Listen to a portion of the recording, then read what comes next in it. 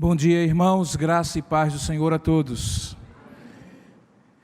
Recentemente, uma grande polêmica se espalhou no país, vocês devem ter acompanhado, em relação à comemoração ou não da data de hoje, 31 de março, em alusão ao que ocorreu em 1964, e que alguns chamam de golpe e outros chamam de revolução. Obviamente que eu não vou entrar no mérito dessa questão, até porque não é este o foco da mensagem de hoje. Mas eu gostaria de focar como essa polêmica acaba chamando a nossa atenção sobre as diversas maneiras como as pessoas lidam com o passado.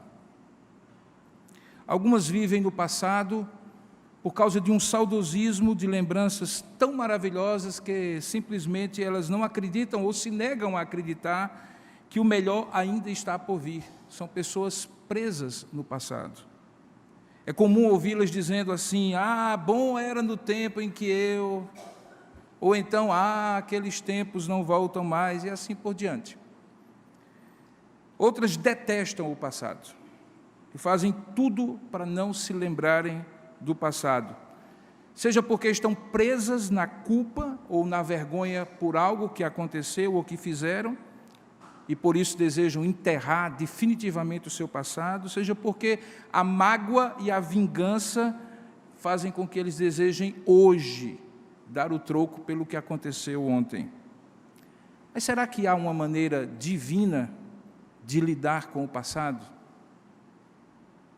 Será que Deus nos ensina de maneira mais saudável e abençoadora como revisitar o passado?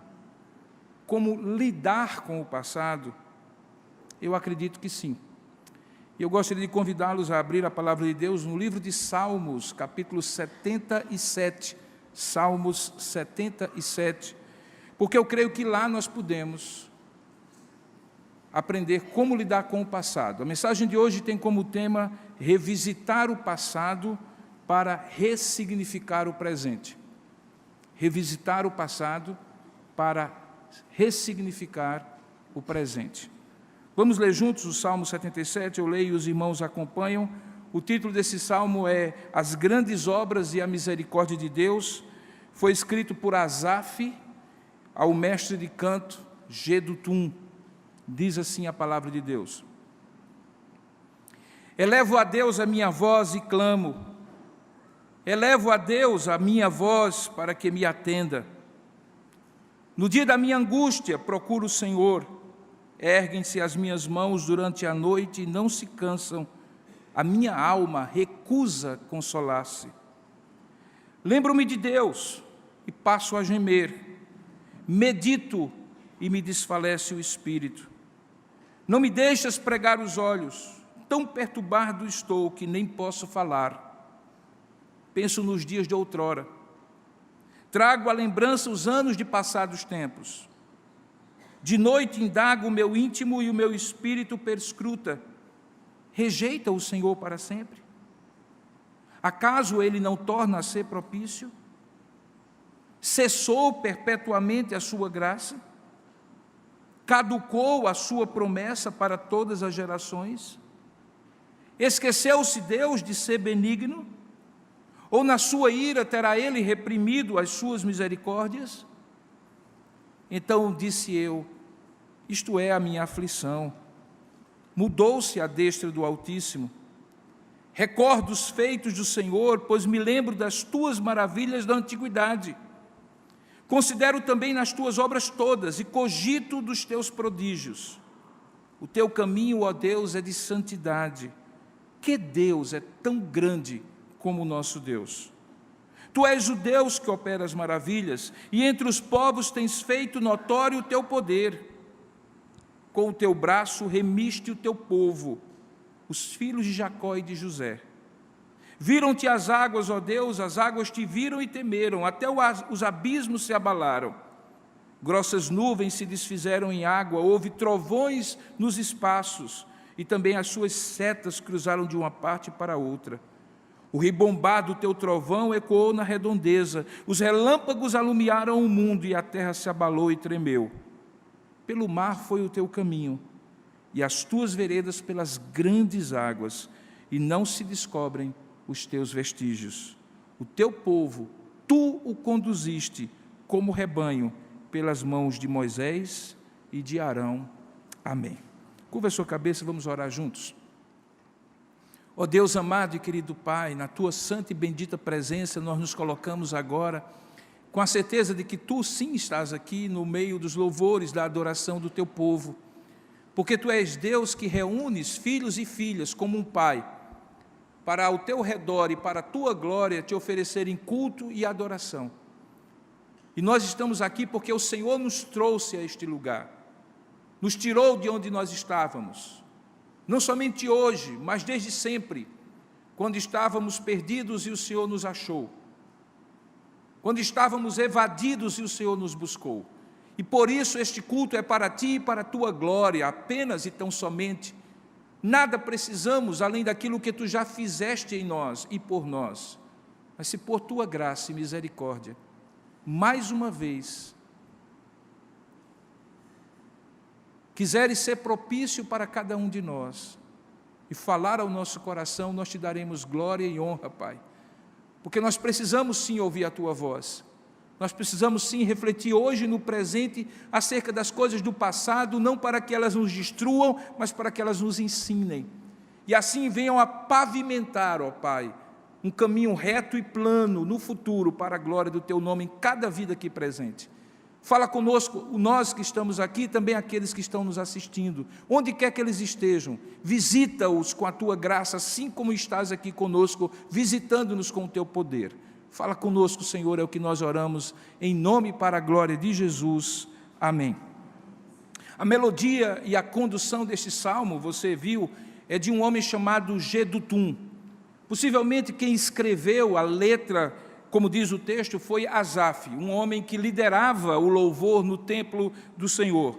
Mas Jedutum, cujo nome significa louvar e celebrar, é citado aqui e no Salmo 62, como sendo alguém que conduzia, talvez um maestro, talvez alguém que dividia as vozes do coral do Senhor, e possivelmente ele conduzia esses louvores, até mesmo em ocasiões fora do templo, quando, por exemplo, a Arca da Aliança foi trazida para Jerusalém, a ponto de ele, à frente do povo, dirigir-se ao Senhor em louvor e adoração, e o povo consigo. Assim como ele e assim como os irmãos que cantaram, quem dirigia louvor, dirigia o povo de Deus para louvar a Deus e para fazer o povo refletir naquilo que estava cantando. Louvor a Deus nunca será uma mera apresentação de recursos vocais ou instrumentais. Louvor a Deus sempre será conduzir o povo a adorar a Deus, a glorificar a Deus, a dar a Deus a glória devida ao seu nome. Jedutum era especialista nisso.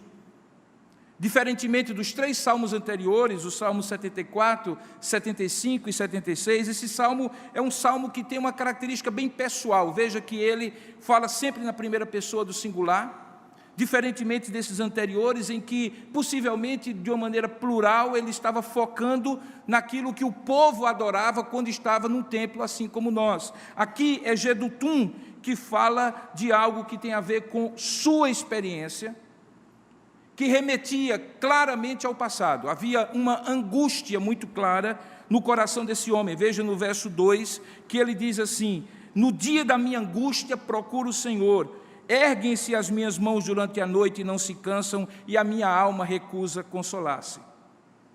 Essa angústia, no entanto, não o levava a um desespero, porque é muito claro que ele faz uma reflexão sobre a pessoa e a obra do Deus a quem ele se dirigia em oração, e que era o Deus da aliança, Jeová, Javé e Yavé. Veja que no Salmo 3 ele diz: lembro-me de Deus, enquanto ele lembrava do passado.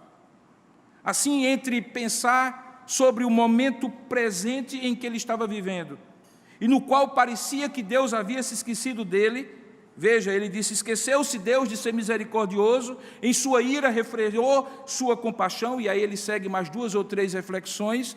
Ele prefere lembrar que Deus já fez coisas maravilhosas. Ele diz assim: recordarei os feitos do Senhor, recordarei os seus antigos milagres, meditarei em todas as suas obras e considerarei todos os seus efeitos. O salmista então chega à conclusão, a ponto de dizer: Senhor, teus caminhos são santos. Que Deus é tão grande como o nosso Deus? O que faz um homem, irmãos, profundamente angustiado com aquilo que vivia no presente, olhar para o passado e não reforçar ainda mais a sua angústia. Pelo contrário, ter uma visão bem realista do passado, saber exatamente o que aconteceu, as lutas que passou, mas conseguir ressignificá-las no presente. Esse processo está todo ele convergindo para o uso de uma palavra só que se repete várias vezes nesse texto, que é a palavra zakar, que em hebraico significa lembrar, recordar, trazer à memória, trazer à mente, ou no passivo, ser trazido à lembrança, ser lembrado, estar no pensamento, ser trazido à mente. Tanto é que quando os judeus fazem um monumento para as futuras gerações, eles chamam esse monumento, que fosse uma pedra ou uma coluna de pedra, de zeker, memorial, lembrança. É o processo de rememorar, de relembrar, que fazia Asaf, olhar para o passado, revisitar o passado, sentir a angústia do momento presente, mas ressignificar o passado para que o presente pudesse ser diferente. Eu gostaria de propor 3 reflexões para os irmãos essa manhã, acerca de como nós podemos revisitar o passado para ressignificar o presente. E eu espero que Deus fale ao seu coração. A primeira delas, fica muito clara no texto, é que nós devemos primeiramente entender o tempo, passado, presente e futuro, como uma dimensão humana, algo do qual ou da qual Deus está completamente livre. Deus não está no tempo, mas Ele controla o tempo, Ele o controla soberanamente. Se você olhar direitinho o que o salmista diz, Asaf, você consegue entender como quase uma visão, uma imagem das coisas todas acontecendo aqui nesse plano terrestre, nessa vida humana, e Deus contemplando fora desse tempo e agindo sobre essas coisas. Especialmente quando, a partir do verso 14, ele faz uma coleção de episódios, ele menciona uma coleção de episódios do que Deus fez. Ele diz assim: olha, tu és o Deus que operas maravilhas, e entre os povos tens feito notório o teu poder.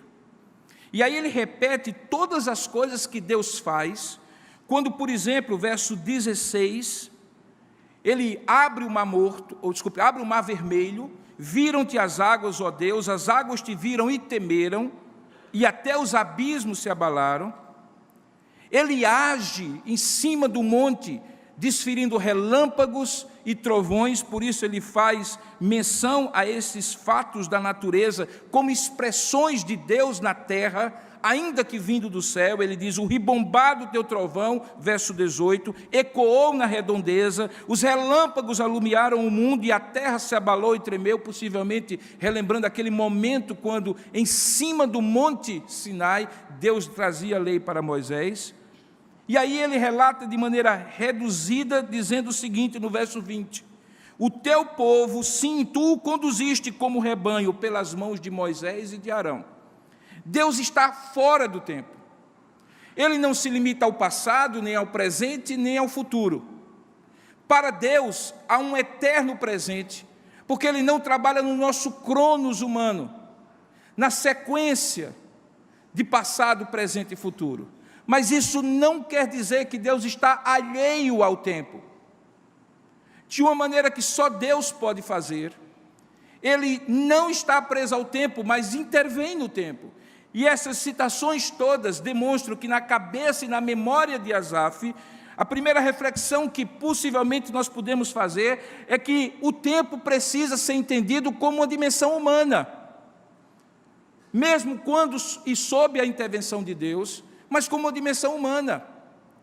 Portanto, a consequência disso é que aquilo que eu chamo de passado, aquilo que eu vivo no presente, aquilo que eventualmente me torna ansioso pelo futuro, está completamente disponível diante de Deus como um belo e único presente, no qual Ele intervém completamente. Se eu sou o povo dEle, então eu sei que Ele está no controle. O tempo, portanto, não me assusta. O passado não deve me assombrar. E o futuro não deve me assustar. Porque para Deus, que tem nas suas mãos a ampulheta do tempo que baixa e levanta de acordo com a sua soberana vontade, Ele e eu sabemos, como povo da aliança, você e eu também, que Ele está no controle de todas as coisas. Se isso é verdade, eu creio que é verdade, e assim a palavra de Deus me autoriza, porque Ele mesmo diz em Eclesiastes capítulo 3, que tudo tem o seu tempo determinado debaixo do sol. Então, passado, presente e futuro não significam absolutamente nada para nós, irmãos. São medidas de tempo humanas, que muitas vezes têm um significado de nós entendermos que a vida está passando, e precisamos sim refletir sobre isso, mas não devemos ficar presos nessas categorias. Viver, portanto, como um eterno presente é, de alguma forma, estar sintonizado com Deus, porque é preciso, antes de tudo, entender que o tempo, como dimensão humana, é algo do qual Deus está livre, embora controle soberanamente. A segunda reflexão, que é importante, no entanto, olhar para o passado como um marco, algo que está posto e não volta. Os judeus têm um costume, de todas as vezes que eles querem marcar alguma coisa que deve ser perene, que não deve ser esquecida, que sirva como marco, ao invés de eles plantarem uma árvore, ao invés de eles plantarem uma flor, eles colocam uma pedra. Eles colocam uma pedra. Aquela pedra que tem uma perenidade muito maior do que uma flor, que pode ser arrancada, que pode ser secada, que pode murchar, os faz lembrar, sacar, trazer à memória aquilo que no passado foi importante para eles. Daí porque revisitar o passado não é necessariamente você estar preso no passado, mas também não é esquecer o passado. O passado precisa ser lembrado. O passado deve ser lembrado. Mas como um marco de alguma coisa que está posta. Do passado só resta uma coisa que eu e você podemos e devemos tirar: lição. Porque se ficarmos presos no passado como se pudéssemos modificá-lo, aí nós faremos o contrário, o passado nos aprisiona. Ah, se eu tivesse, ah, se tivesse acontecido, ah, se eu soubesse hoje, ah, se eu tivesse me prevenido, assim, não adianta nada. O salmista prefere lembrar, mas lembrar como um marco de algo que está posto e não volta, mas deixa uma lição. Veja se você consegue perceber nas palavras dele essa realidade. Ele diz assim: lembro-me de Deus, verso 3, e passo a gemer. Medito e me desfalece o espírito. Aqui nós temos claramente um paralelismo da poesia hebraica. Lembro-me está para medito, como passo a gemer está para desfalece o meu espírito. Você sabe que em hebraico, eu já tenho dito várias vezes na igreja, a poesia hebraica não faz rima sonora, faz rima de significados. Em outras palavras, ele estava dizendo que ao lembrar de Deus, certas angústias vinham ao seu coração quando ele meditava. E essa angústia lhe fazia muitas vezes sequer pregar os olhos, de tão perturbado que ele estava, verso 4, que ele nem podia falar. E aí ele diz: eu penso nos dias de outrora, e trago à lembrança os anos de passados tempos. E essa reflexão lhe fazia perguntar: será que o Senhor agora rejeitou-nos para sempre? Ele nunca mais é propício, verso 7, cessou perpetuamente a sua graça, caducou a sua promessa para todas as gerações, Deus se esqueceu de ser benigno, na sua ira terá ele reprimido as suas misericórdias. E aí ele tira a lição: não. Isso é a minha aflição que me faz pensar dessa forma. Veja o verso 10. Então disse eu: isto é a minha aflição. E aí no verso 11, ele continua recordando, mas veja o que ele continua recordando. Recordo os feitos do Senhor, me lembro das tuas maravilhas de antiguidade, considero também nas tuas obras todas e cogito nos teus prodígios. E aí ele faz uma pergunta só, que é suficiente para derrubar todas as outras. A pergunta que ele faz está no verso 13. Que Deus é tão grande como o nosso Deus? Uma só lembrança do que Deus já fez é suficiente para desfazer as lembranças todas de episódios e de mágoas, de vicissitudes e dificuldades que você já viveu na vida. É isso que o salmista está querendo dizer. Basta lembrar do Senhor. Esta é a grande lição. Olhar para o passado e poder ressignificá-lo é olhar para o passado com o conhecimento que você tem de Deus hoje e que lhe faz revisitar o passado, ressignificando todas aquelas experiências e entendendo cada uma delas como parte do propósito de Deus para a sua vida. Até mesmo aquelas que foram trágicas, até mesmo aquelas que lhe trouxeram angústias, até mesmo aquelas que lhe trouxeram decepções e mágoas. Você não seria o que é hoje, e não conheceria o Deus que você conhece hoje se não tivesse passado por cada uma delas. E essa é a grande lição do texto, que o passado é importante a ser olhado como um marco, algo que está posto e não volta. E finalmente, a terceira e última lição é que é fundamental dar ao passado um novo significado, porque as lições que ele pode trazer no presente podem aplanar o seu caminho para o futuro. Eu imagino que Asaf, fazendo toda essa reflexão, como Deus havia conduzido como rebanho o povo do Senhor pelas mãos de Moisés e de Arão, tenha conseguido chegar então a essas conclusões, de que o caminho de Deus, verso 13, é de santidade, completamente separado do trivial e do comum que outros poderiam fazer, que Deus é um Deus que opera maravilhas, verso 14, e que entre todos os povos tens feito notório o teu poder. Em outras palavras, Asaf tinha chegado a uma conclusão tão profunda daquilo que no passado era a experiência e que ele tinha extraído dela uma lição, que ele agora conseguia compreender e tranquilizar-se sobre o futuro. Porque o Deus que havia feito o que fez e que ele agora recordava, continuava o mesmo e continuaria fazendo de maneira graciosa, poderosa e santa a manifestação da sua bondade e do seu propósito na vida de cada um de nós. Na aflição, nem sempre nós refletimos assim, irmãos. Na aflição, nós nos tornamos pessimistas, negativos, incapazes de ver o que Deus está fazendo. Mas quando olhamos para Asaf, que inclusive, diga-se de passagem, tem um outro salmo belíssimo, em que ele expressa a angústia do seu coração até que ele entra na presença de Deus, Salmo 73, nós aprendemos com ele que é possível sim revisitar o passado, sem ficar preso por ele, ressignificando o presente, pavimentando o futuro. Hoje, essa igreja tem motivo para comemorar.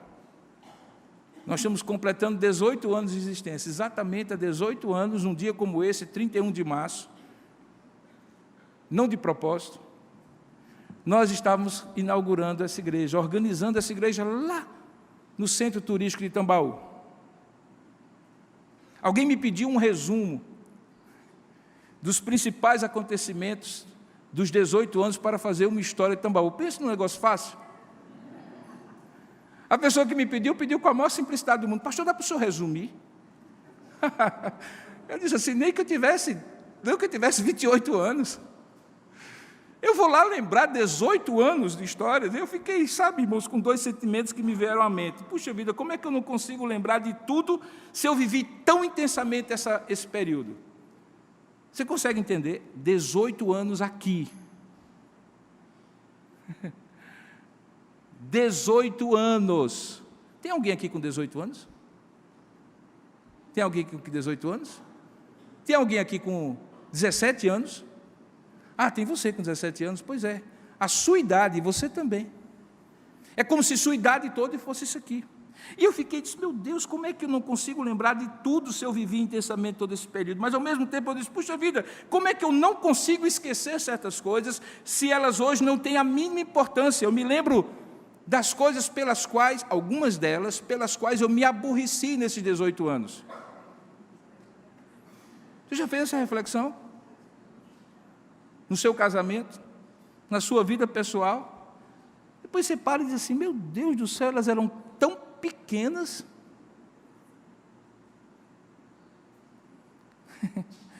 Nesses dias também meus filhos vieram me visitar. Eles vieram para o aniversário de 80 anos nos visitar, os 80 anos de minha mãe. E ficaram mais uma semana, estão voltando amanhã, então vocês imaginam como é que eu estou me sentindo, eu e Séfora, hoje. Foi rápido demais.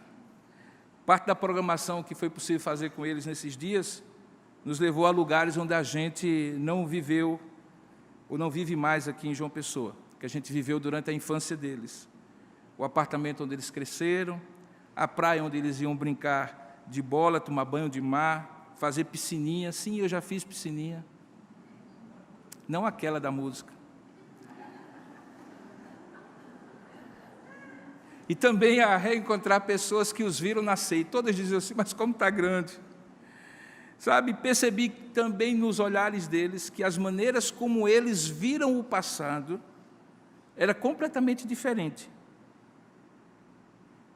Para mim, a sensação que eu tive foi que cada vez mais eles vão, cada um para o seu próprio futuro, que será muito maior e muito mais extenso do que o passado que eu já tive com eles. Eles têm mais futuro do que eu tenho de passado com eles.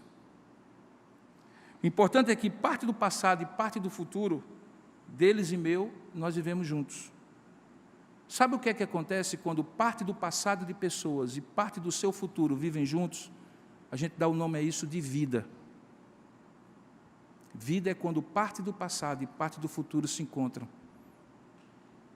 O que Asaf estava querendo nos fazer refletir é que o Deus que está longe do tempo e que não está preso ao tempo, intervém no tempo, e a maneira como ele intervém é o que nós chamamos de vida. Vida é o que Deus faz no tempo. Eu queria lhe dar 2 ou 3 sugestões de como você particularmente pode, refletindo sobre essa verdade, tomar algumas decisões sólidas e consistentes sobre como você vai lidar com o passado. A primeira delas, como eu acabei de falar, entenda, 99% das coisas do seu passado estão postas. O 1% que você pode fazer alguma coisa, certamente tem a ver com reflexões a partir das quais você tire lições e tome atitudes. Se for de pedir perdão, pedir perdão. Se for de se reconciliar, se reconciliar. Se for de pagar o prejuízo que você imputou a outros, pagar o prejuízo. Se for de refazer relacionamentos, refazer relacionamentos. Agora se foque no 1%. Não se amargure com os 99% sobre os quais você não pode fazer nada. Segunda dica que eu lhe dou. Tendo tirado as suas lições, coloque-as em prática. A vida não é um ciclo, mas ela tem ciclos. E alguns desses ciclos vão levar você a momentos semelhantes àqueles que você viveu antes.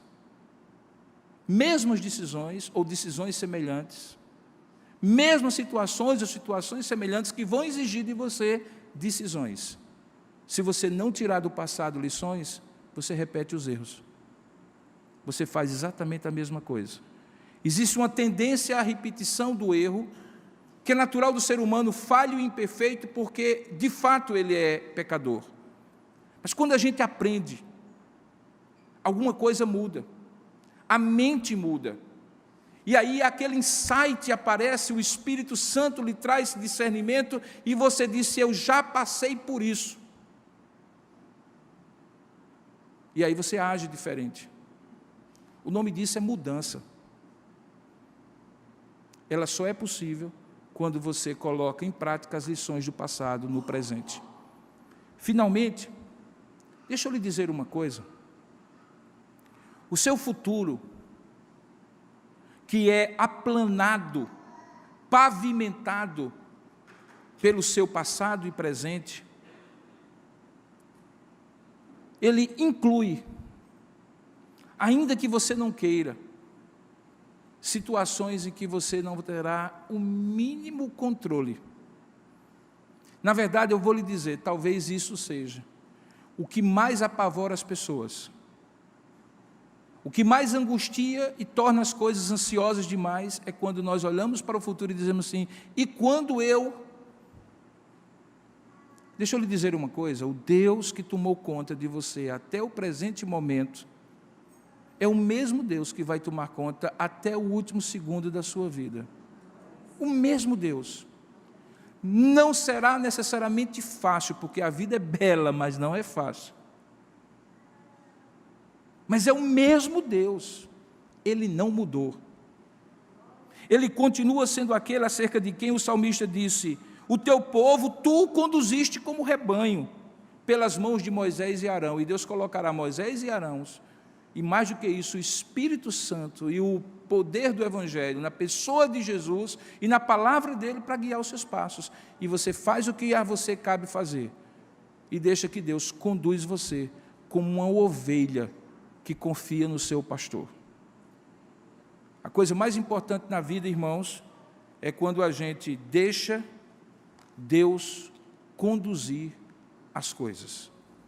Refletindo sobre aquelas coisas que nesses 18 anos na igreja, hoje não tem significado nenhum para mim, e que tinham em algum momento, eu olho e digo assim, mas puxa vida, teria sido mais simples se eu simplesmente deixasse Deus resolver. Sim, certamente eu teria que fazer alguma coisa, outros teriam que fazer alguma coisa, mas se Deus resolvesse, era muito mais simples, Ele resolveria. E eu me angustiei querendo tomar o lugar de Deus, quando é Deus que conduz a nossa vida, e não nós que conduzimos a nós mesmos. Você consegue confiar nisso?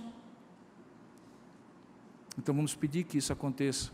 Você revisite o passado, ressignifique o presente, e aí prepare-se para um futuro na presença dEle e para a glória dEle. Curva a sua cabeça por um instante, feche os seus olhos, vamos falar com Deus. Se você entendeu essa mensagem, Deus falou ao seu coração, eu lhe convido a você colocar a sua vida diante de Deus. Seja o que for, seja o que essa mensagem lhe trouxe à memória, lhe trouxe à lembrança, saiba que Deus certamente conduz a sua vida. Ele é o único que pode fazê-lo, que quer fazê-lo. Ele é o único que faz.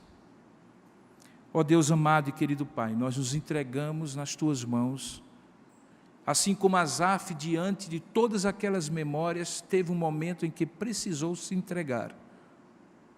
Ele certamente não foi tolo de não olhar para o passado, quando o passado mostrava a angústia de momentos difíceis, mas também a manifestação do Teu poder e da Tua graça. Ele enfrentou o passado. Ele lidou com o passado como Tu querias que ele lidasse, de maneira franca, honesta e autêntica, sofrendo as angústias próprias de quem tem que revisitar o passado, mas ao mesmo tempo ele foi conduzido por Ti, para crer e confiar que o Deus que Tu és o mesmo ontem, hoje e eternamente, porque Tu não és um Deus preso ao tempo, Tu és um Deus que controla o tempo dos homens. É assim que nós, Teus filhos e filhas que estamos aqui, nos entregamos a Ti na manhã desse dia. É assim que nós, como igreja do Senhor, nos entregamos quando chegamos a esse marco histórico de 18 anos. Para alguns uma maioridade, para nós uma maior dependência de Ti.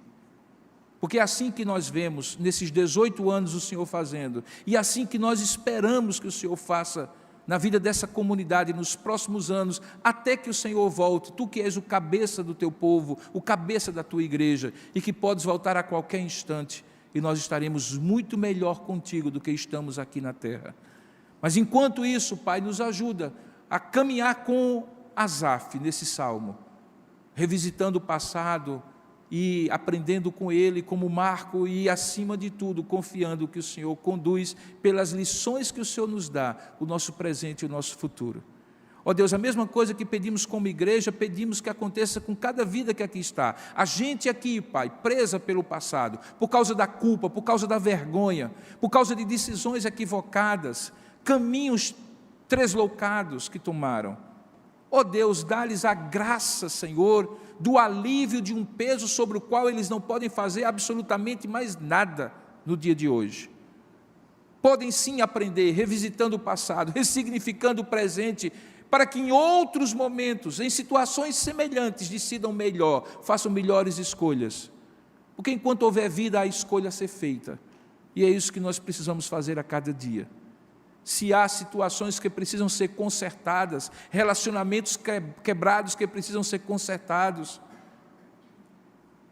restituições que precisam ser feitas, de prejuízos provocados por atitudes ou qualquer outra coisa, e que nós tenhamos condição de fazê-lo, dá-nos sim, Pai, coragem de fazê-lo, de voltar pelo mesmo caminho do qual nós fugimos, e ir atrás e consertar o erro. Mas se não houver, ó Deus, nos ajuda a descansar na Tua graça, Senhor, e a confiar que o Senhor perdoa, que o Senhor restaura, que o Senhor dá chances e mais chances, porque Tu és um Deus misericordioso. Não para que possamos levar essa misericórdia de maneira superficial e barata, porque a Tua graça não é barata, ela custou o Teu Filho morto na cruz, mas justamente porque Ele morreu, é que nós podemos usufruí-la. Abençoa-nos, ó Pai, é o que nós oramos, em nome de Jesus, amém.